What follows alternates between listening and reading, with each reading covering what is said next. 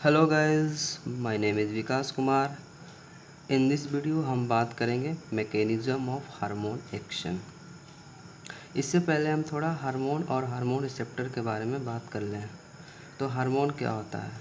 Hormone release होता है endocrine gland से और ब्लड के माध्यम से वो अपना टारगेट टिश्यू या ऑर्गेन और सेल के पास जाता है और वहाँ अपना एक्शन शो करता है। तो उस सेल के पास जाता है तो वहाँ पे जिस जगह पर बाइंड करता है सेल से, उस साइट को हम बोलते हैं हार्मोन रिसेप्टर। हार्मोन रिसेप्टर किसी भी हार्मोन के लिए स्पेसिफिक होता है। जैसे एस्ट्रोजन का जो रिसेप्टर है वो प्रोजेस्टेरोन के लिए काम नहीं करेगा, तो हार्मोन रिसेप्टर हमेशा स्पेसिफिक होता है।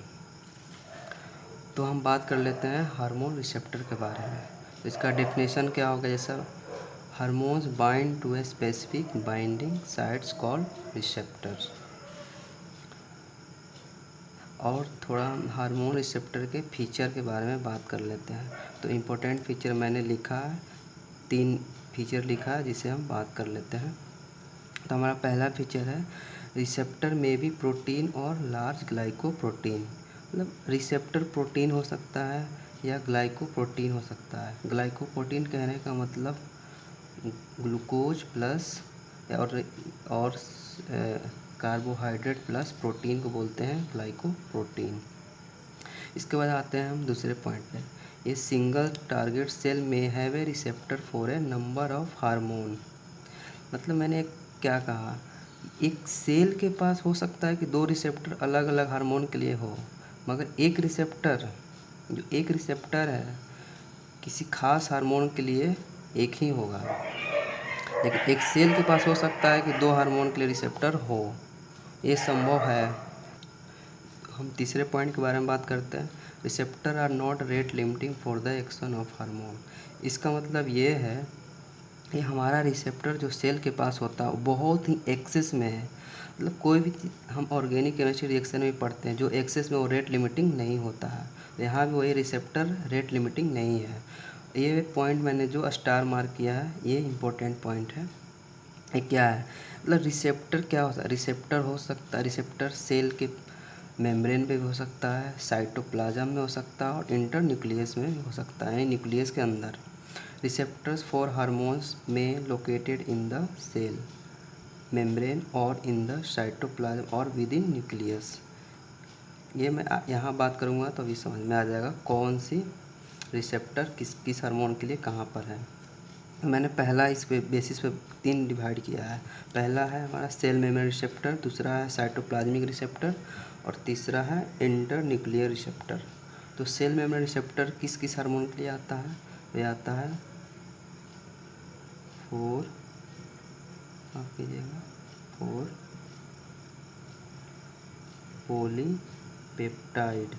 पॉलीपेप्टाइड हार्मोन के लिए ये आता है। ये पॉलीपेप्टाइड हार्मोन क्या होता है ये मैंने अपने पहले वीडियो में बात की है, उसका मैंने लिंक आई दे बटन दिया एंड है, वहाँ पे डिस्क्रिप्शन आप बॉक्स में देख दिया सकते है। हैं। और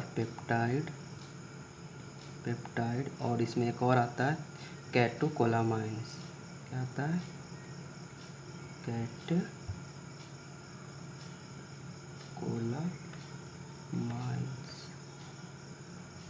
कोलामाइंस। इसमें 3 हार्मोन आता है, मैंने बताया है। एपिनेफ्रिन, फ्रिन, नॉर एपिनेफ्रिन और डोपामाइन। इसके बाद बात करते हैं साइटोप्लाज्मिक रिसेप्टर्स। साइटोप्लाज्मिक रिसेप्टर किसके लिए है? मतलब सेल के अंदर हम पहुंच गए। साइटोप्लाज्मिक होता है फॉर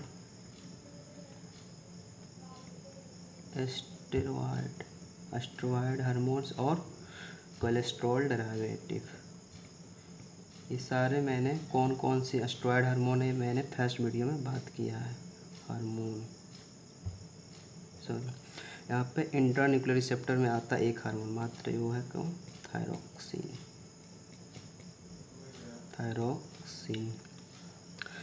तो ये हो गया गाइस हमारा 3 तरह का cell receptor, cell membrane receptor, cytoplasmic receptor, inter. और मैंने इसका एग्जाम्पल भी दे दिया है। अब हम बात करते हैं मैकेनिज्म ऑफ हार्मोन एक्शन।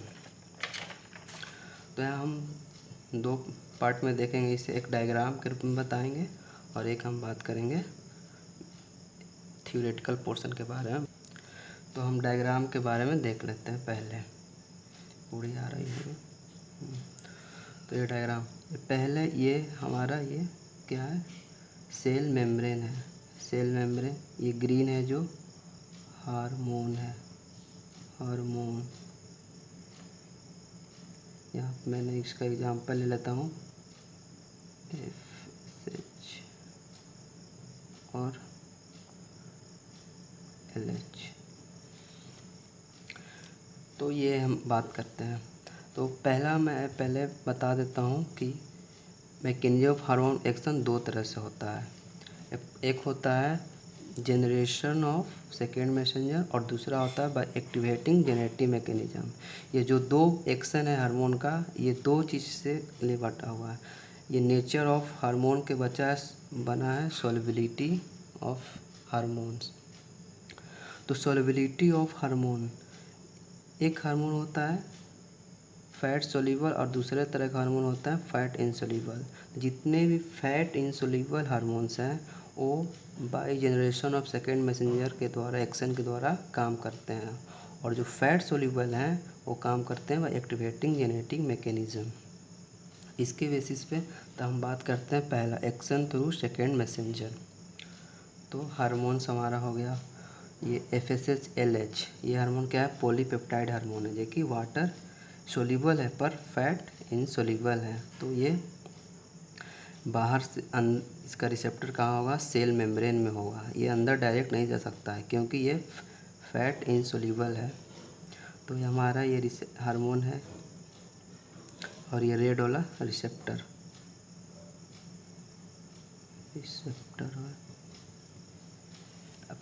तो सबसे पहले ये रिसेप्टर्स के साथ हार्मोन आया, बाइंड किया सेल मेम्ब्रेन में। तो फिर यहाँ एक रिस्पॉन्स, NCERT का ये फ्लो चार्ट बनाया हमने। यहाँ रिस्पॉन्स में क्या होता है, ये जैसे ही बाइंड करेगा रिसेप्टर के साथ, यहाँ पर रिसेप्टर एक्टिवेट हो जाता है। ये रिसेप्टर के पास क्या होता है, जी प्रोटीन। तो हमारे सिलेबस में नहीं है पर ये जानते हैं जी प्रोटीन होता है। ये जी प्रोटीन जाके बाइंड करता है। ये येलो वाला ये क्या है, इसका मैं नाम यहाँ बताता हूँ, एडेनालाइन साइक्लेज। ये जाके इससे साथ बाइंड करेगा। बाइंड करेगा तो ये एक्टिवेट हो जाएगा।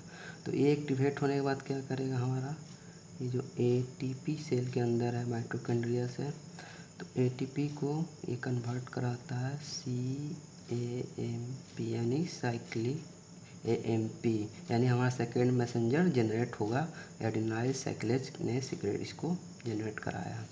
अब ये हमारा सेकेंड मैसेंजर तीन तरह का हो सकता है, CMP, IP3, कैल्शियम 2+। IP3 भी बोलते हैं, इनोसाइटोल ट्राईफॉस्फेट भी इसे बोलते हैं, और कैल्शियम 2+।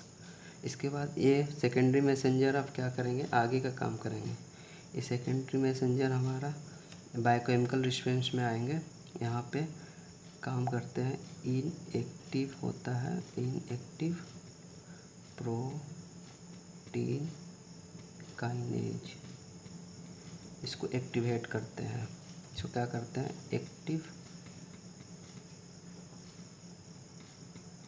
Protein kinase. अब ये प्रोटीन काइनेज है, ये सारा अब ये सीरीज ऑफ रिएक्शन कराता है हमारे सेल के अंदर।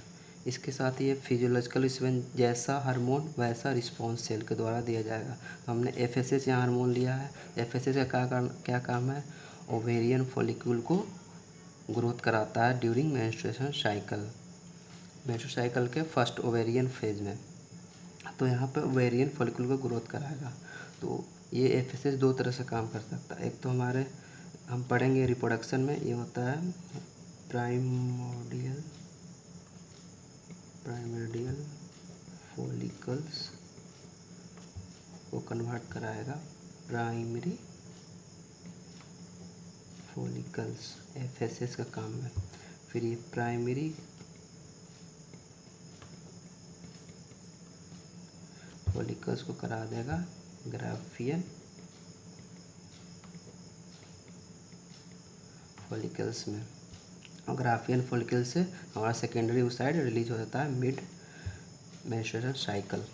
तो हमने यहाँ डायग्राम के थ्रू बता दिया। अब हमने थोड़ा यह थ्योरी लिखा है इसका, जैसा कि as we know that peptide and monoamines hormone are water soluble यानी fat insoluble, so they cannot enter the cell, यहाँ इंटर नहीं कर सकता है। They combine with aseptic specific receptor on the cell membrane के साथ ये कंबाइन करते हैं, and this combination lead to formation of, मैंने बताया यहाँ पे secondary messenger within the cell के अंदर ही है। तो हमारा cyclic MP3 calcium IP3 cyclic GMP are important second messenger. IP3 का इनोसाइटल ट्राइफॉस्फेट होता है। इसके बाद आते हैं, ये एक important action of through second messenger के द्वारा एक ये होता है, ये प्रोसेस है। Liberation of phosphate is an important feature of action via second messenger. हो सकता है ये कभी एग्जाम में, तो ये इम्पोर्टेंट पॉइंट एक है। तो हमने यहाँ पे डायग्राम के द्वारा फ्लो चार्ट देखा और ये थ्योरी बताया।